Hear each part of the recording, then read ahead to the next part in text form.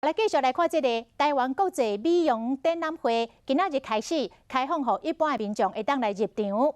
今年有袂少 MIT， 也就是台湾制造的产品，拢真抢市。美容店优惠好康的真正袂少，拢有推出着买一送一个活动。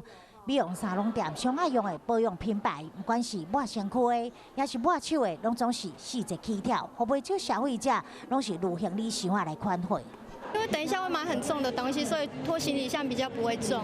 今年 MIT 真人像这种有珍珠奶茶味的，甲放入去面膜内面，不管是奶绿，也是讲一般口味拢有。店场价5片是295，台湾医美品牌所推出的面膜，原价一克也是169，一届买5克啊，平均一片只要13块左右。但是想要知影你所用的面膜是不是有效，工研院这台会当检测家园200机器上厉害，轻轻甲扫过，就会当看甲1清二楚。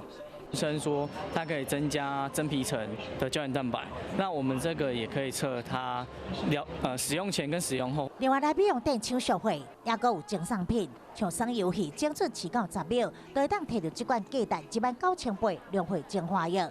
根据经济部统计，台湾化妆品产业连续9档正成长。敢若是2017年，产值就高达193亿，每一个人拢想要甲老化讲拜拜。嘛莫怪美容店伫凉凉的秋天，这买起也是同款真热。